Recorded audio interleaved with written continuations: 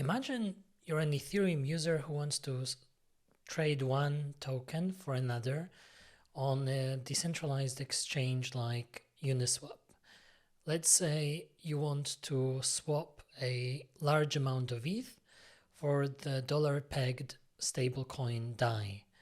You check the current market prices, have a rough idea of how much DAI you'll get, and submit a swap transaction. Sounds simple, right? But when the transaction is executed on the Ethereum network, you realize that you ended up with 20% less DAI than you expected. That's nearly $50,000 less. You investigate and discover that the market went back to a price you saw before your transaction. What happened? Were you cheated? Should someone be legally liable? Well, my friend, you've fallen prey to a beast that lurks in Ethereum's dark forest. We call these beasts searchers because they scour through pending Ethereum transactions looking for chances to make a profit. And the profit they are after is what we call MEV, or Maximal Extractable Value. MEV is a term that refers to the maximum amount of profit that can be made by controlling or by leveraging someone else's control of blockchain transaction ordering. And there is a lot of MEV out there. $600 million is just one conservative estimate for MEV extracted from 2020 to 2022. But to realize such profits, searchers created tens of billions of dollars in transaction volume. If you approach MEV extraction with a traditional finance mindset, it can seem a bit strange. Part of this confusion stems from the terminology used to describe MEV. You may be wondering how someone can publicly admit to front-running financial transactions. Isn't front-running illegal? It is understandable that regulators and prosecutors may approach MEV extraction from this traditional finance mindset. What's more, they may find that even key infrastructural players in blockchain networks like Ethereum are involved in MEV extraction. This is why hasty and simplistic law enforcement reactions to MEV extraction pose one of the most underappreciated risks for blockchains like Ethereum. I stumbled on the issue of MEV while working on tensions between constitutional protections of privacy and financial surveillance laws in the context of cryptocurrency. It occurred to me that the relative lack of transaction privacy on Ethereum gave rise to mechanisms that don't quite align with established understandings of laws that are meant to protect the integrity of the market. You can try to make analogies between traditional high-frequency trading and some aspects of MEV extraction. It was not a coincidence that the seminal paper on MEV was titled Flash Boys 2.0, and that the authors chose to use terms like front-running to describe MEV extraction. But such analogies will not take us too far. For example, a broker who trades based on confidential information about a trade ordered by their client is in a very different situation from a crypto trader who trades ahead based on public information about pending transactions.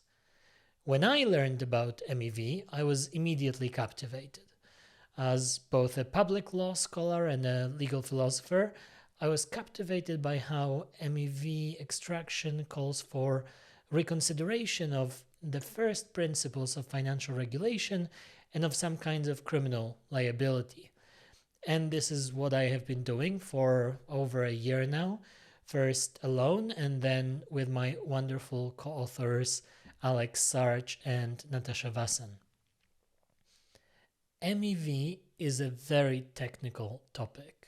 What helps me personally in working on it is that my first job, even before going to university, was as a web developer, and I still keep writing code for my academic research. This makes it easier for me to learn about MEV and to talk to some of the unknown developers and traders in the trenches. One of the main lessons from my study of MEV is that we don't really know enough about MEV extraction to make good policy and law enforcement decisions. MEV is a complex, elusive, and constantly evolving phenomenon. But there are things we do understand. Let me take you on a journey of an Ethereum transaction through the metaphorical dark forest. To submit a transaction on Ethereum, users typically use wallet software like MetaMask to prepare and send their transactions into the dark forest of the peer-to-peer network. The transaction is first received by some computer chosen by the user's wallet software. We refer to such transaction receiving services by a technical label, RPC. As long as the RPC rebroadcasts our user's transaction further in the Ethereum's peer-to-peer network, we say that the transaction is in the public mempool of pending transactions. What is key for us to know about this public mempool is that transactions that travel in the peer-to-peer network can be seen in principle by anyone. The mempool is the dark forest where strategic network participants hunt for profitable opportunities to extract MEV. Not all hunters are equal. Some are in a privileged position to extract value. For every 12-second slot on Ethereum, one validator is given a monopoly power to propose a block. This includes a power to decide which pending transactions to include in a block and in what order.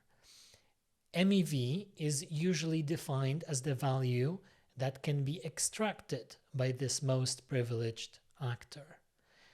The validator's power is valuable because network users have often competing ideas on what to do with space available in Ethereum blocks.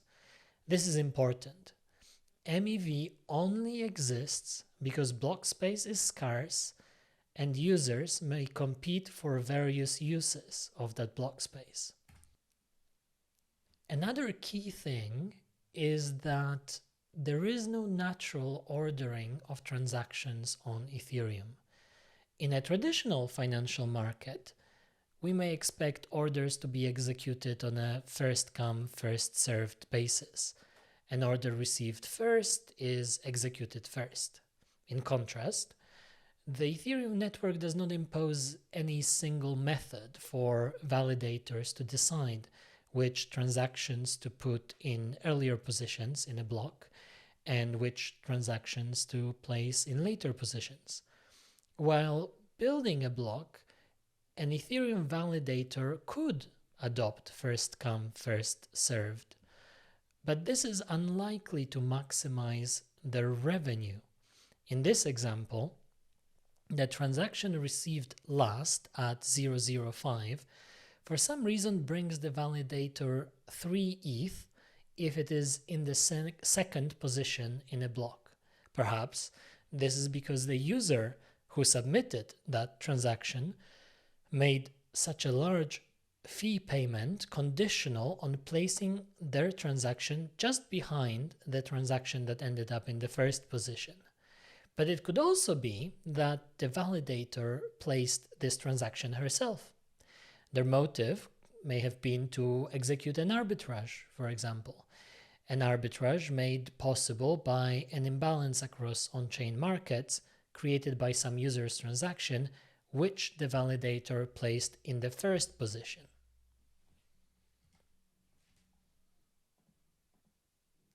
One way to think about MEV is by analogy with land rents.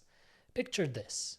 You own a piece of land right next to a sneaker store that's about to drop a new super exclusive collection. You know that there's going to be a line of eager customers, so you get creative. You paint a snake-like path with rectangular slots on your land and announce that you will only let people queue up by moving through those slots, one shopper per slot. Then you auction off those slots, expecting to earn more from slots closer to the store's door. Now, if you didn't step in with your clever plan, the profit opportunity would still exist, but it would be unrealized. It's not about being greedy. It's just that there is limited space, competition for that space, and some people who are willing to pay for a better spot. Of course, this profit opportunity could be pushed up or down the stack. The store owners might decide to sell the sneakers in an online auction, or the customers could come up with their own queuing system before stepping onto your property. In any case, the value is still there. It's just a matter of who ends up capturing it. MEV is like rent for block space. As users compete for limited space in a block, the validator proposer can charge them based on the value the users attach to what can be done in that space. Consider the example of arbitrage between decentralized exchanges or DEXs. In DEX arbitrage, an actor buys a crypto asset on one DEX where it's cheaper and sells it on another DEX where it's more expensive for profit. Multiple actors compete for the same arbitrage opportunity, so transaction ordering becomes critical. An arbitrage transaction is likely to be profitable if it is the first trade to benefit from some price imbalance across markets. If someone comes second, they may be too late to the party. If the first transaction restores price parity across markets before they arrive. Here, MEV is the maximal profit a block producer can extract through strategic transaction ordering. The privileged validator doesn't have to do the hard work of constructing the most valuable block on their own. She can outsource that to specialist block builders. Such block builders compete to build the most valuable blocks. By constructing the most valuable block, the builder can offer the highest fee to a validator in an auction facilitated by so-called relays. The validator can simply choose the highest paying block and sign it without even knowing what's inside. MEV extraction involves a competitive game among many players. Validators, block builders, relay operators, and searchers who are Ethereum users looking to extract MEV. Searchers face the challenge of identifying profitable opportunities and getting their transactions included in the right place in a block. This game is played using transaction fees as incentives, either through Ethereum's standard fee mechanism or through other means. Those other means include what I call privacy RPCs, like Flashbots Protect. And privacy RPCs offer a way to avoid some risks of the dark forest by forwarding transactions only to select operators. A transaction submitted to a privacy RPC is known to the RPC operator and to anyone to whom the operator sends that transaction. Using such a service, the user places trust in everyone involved. Users may not think about this much, but they also implicitly trust other service providers with potentially private information about their transactions. For example, when a user uses their wallet software or a DeFi app's front-end website to check market conditions for a potential trade, all those players may have access to non-public information about user transactions and may be able to use that information to profit.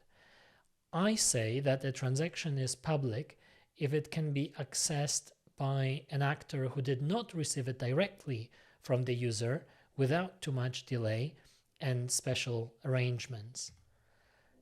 How exactly could someone profit from public or non-public information about pending transactions? I already mentioned arbitrages. You notice that something is cheaper on one market than on another, and so you buy it where it's cheaper as to sell it where it is more expensive. Arbitrages may constitute MEV because often such imbalances across markets are very short-lived, and you may have to be the first trader to act, otherwise you will miss the opportunity. Loan liquidations are another popular strategy. Loan liquidations allow anyone to buy collateral and repay a borrower's under-collateralized loan. Liquidators are rewarded with a discount on the collateral price. Liquidations constitute MEV because they are usually competitive and only the first actor to execute a liquidation will be able to profit from it. What's especially interesting for lawyers is that liquidation opportunities can be artificially created by manipulating so-called oracles. There is also a long tail of MEV opportunities beyond the main strategies. For example, such opportunities can arise from NFT minting and trading. But there is one other strategy which provokes the most heated debates: sandwiching. First, let me explain what a sandwich looks like. It consists of three elements. First, the front run. Second, at least one sandwiched transaction. And third, the back run. The general idea is to buy an asset at a lower price, the front run, and then profit from selling it at a higher price, the back run, or the other way around. Because the validator controls the order of transactions, they can place the front run before the sandwiched transaction and the back run just after it. Sandwiched traders are harmed by sandwiches mainly by obtaining a worse trade execution price, that is, paying more of X for the same amount of Y, than they would have gotten in the absence of a sandwich. According to a recent analysis, only in the first 6 months of 2022, sandwich attacks resulted in $88 million in losses to Ethereum users, bringing $18 million of profit to the sandwichers. With arbitrage or sandwiching, we can understand the profit-making mechanism. But what if we could make money by copying transactions without even understanding what it is that those transactions are trying to do? This is possible, and this technique is known as generalized front running. Generalized front running is performed by automated bots. The bots monitor the mempool for pending transactions that could yield immediate profits. Bots simulate execution of pending transactions to identify those that start with less of some token and end with more. A bot then copies such transaction in such a way as to make itself the beneficiary. The MEV part comes from the fact that typically, to succeed, the copied transaction must be executed ahead of the original. This usually deprives the original user of whatever profit they were hoping to get. What I find especially fascinating about generalized front running is that sometimes those bots copy transactions which exploit or hack blockchain applications. Now that we know a bit about the journey of an Ethereum transaction, can we say more about the opening example? How was it possible that the market price immediately before and after your transaction was significantly different from the price at which your trade executed? Well, your trade got sandwiched. Someone executed a front run ahead and a back run just after your trade. They profited and you didn't make as much as you would have otherwise. Was it illegal? Here, I will only say that it depends. MEV extraction clearly raises legal and policy questions. I will not talk about them in this video, but if there is enough interest, I will likely record more videos, so watch this space. Also, I'm including links to my papers diving deeper into the law and policy questions in the video description. If you want to know more specifically about the legality of sandwiching, at least in the United States, I recommend the paper titled Blockchain Transaction Ordering as Market Manipulation. I am also considering organizing a masterclass in MEV law and policy. Please feel free to contact me if you would like to participate. If you'd like to be notified about my new publications and new videos, please subscribe to the newsletter. You'll find the link in the video description as well.